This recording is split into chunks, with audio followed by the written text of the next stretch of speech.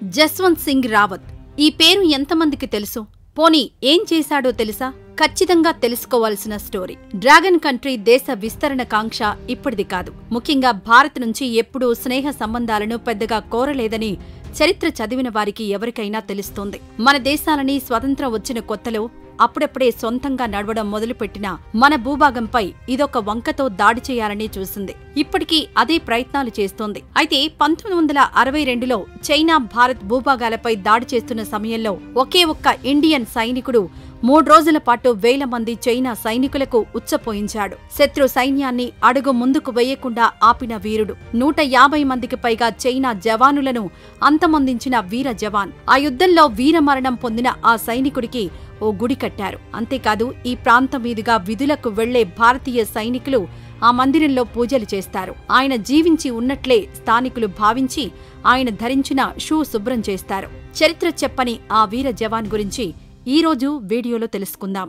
భారత్పై చైనా దాడికి గల కారణం 1959లో అకస్మాత్తుగా టిబెట్ను డ్రాగన్ కంట్రీ ఆక్రమించింది. దీంతో అక్కడి బౌద్ధ గురువు ఇండియాకు శరణార్థిగా వచ్చారు.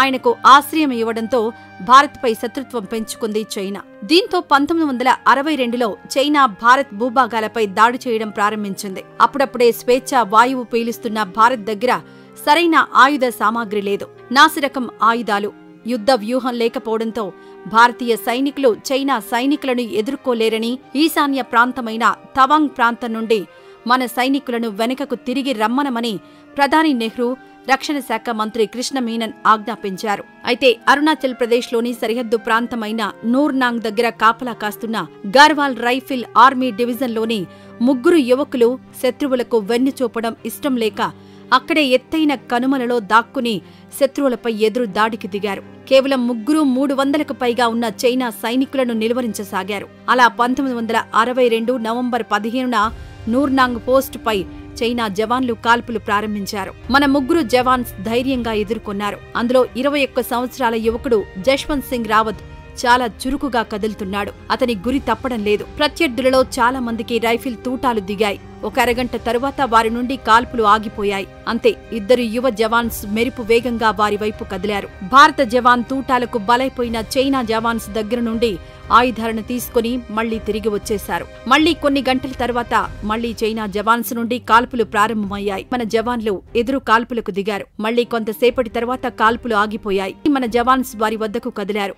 ఆయుధాలను తస్కరించి మళ్లీ తిరిగొస్తున్న మన జవాన్లను గమనించి శత్రు సైనికులు కాల్పులు జరపడంతో 2 ప్రాణాలు కోల్పోయారు. తన కళ్ల ముందే తన సహచరులు నేలకూరడం నిస్సహాయంగా చూస్తుండిపోయాడు 21 ఏండ్ల గార్వార్ రైఫిల్ మ్యాన్ జస్వంత్ సింగ్ రావత్. ఇక మర్నాడు నవంబర్ 16న జస్వంత్ సింగ్ రావత్ ఒక్కడే ఈ యుద్ధానికి సిద్ధమయ్యాడు. తన దగ్గర ఉన్న ఆయుధాలను కొన్ని అడుగులకు ఒకటి చొప్పున అమర్చుకున్నాడు. ఇదంతా స్థానికంగా ఉన్న సేరా, నూరా అనే గిరిజన యువతులు అతనికి సాయంగా నిలబడ్డారు. వారికి రైఫిల్స్ ఎలా మందుగుండ్లు పెట్టాలో నేర్పించాడు. ఇంతలో చైనా మళ్లీ కాల్పులు జరపడం మొదలుపెట్టింది. అంతే, యువ జవాన్ మెరుపు వేగంతో కదులుతూ ఒక్కొక్క రైఫిల్ దగ్గరకు వెళ్లడం, కాల్పులు జరపడం, మళ్లీ మరొక పోస్టు దగ్గరకు పరిగెత్తడం, కాల్పులు జరపడం.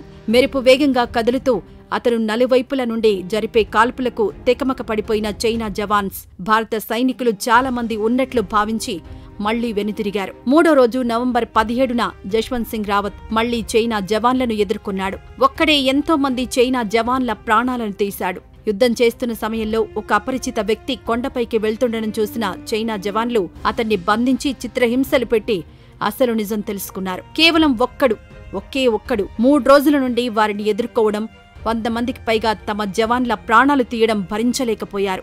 ఆగ్రహంతో జస్వంత్ సింగ్ రావత్ను చుట్టుముట్టి బుల్లెట్ల వర్షం కురిపించి చంపేశారు. జస్వంత్కు సాయం చేసిన సెరా శత్రువులకు చిక్కకుండా కొండ మీద నుంచి లోయలోకి దూకి ఆత్మహత్య చేసుకుంది. నోరా చైనా జవాన్లకు చిక్కడంతో చిత్రహింసలు పెట్టి చంపారు. అంతేకాదు జస్వంత్ సింగ్ తలను నరికి తీసుకుని వెళ్లారు. అనంతరం శాంతి చర్చలలో భాగంగా జస్వంత్ తలను చైనా అధికారులు భారత్కు అప్పగించారు. అతని పోరాట స్ఫూర్తికి తాము ఫిదా అయ్యామని చెప్పారు. వీర జవాన్ జస్వంత్ సింగ్ రావత్కు తవాంగ్ ప్రాంతంలో మందిరం కట్టి అతనిని దేవునిగా పూజిస్తున్నారిప్పటికీ అక్కడి ప్రజలు. సేరా, నూరాలకు ఘాట్లు కట్టారు. ప్రతిరోజు డ్యూటీలకు వెళ్లే జవాన్స్ అతనికి దండం పెట్టుకుని వెళ్తారు.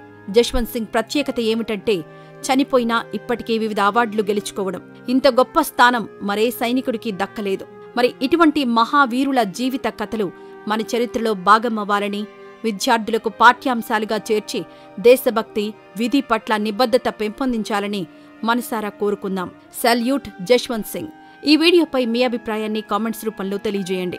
మరిన్ని ఇలాంటి వీడియోస్ కోసం మన ఛానల్ను సబ్స్క్రైబ్ చేసుకోవడం మర్చిపోవద్దు.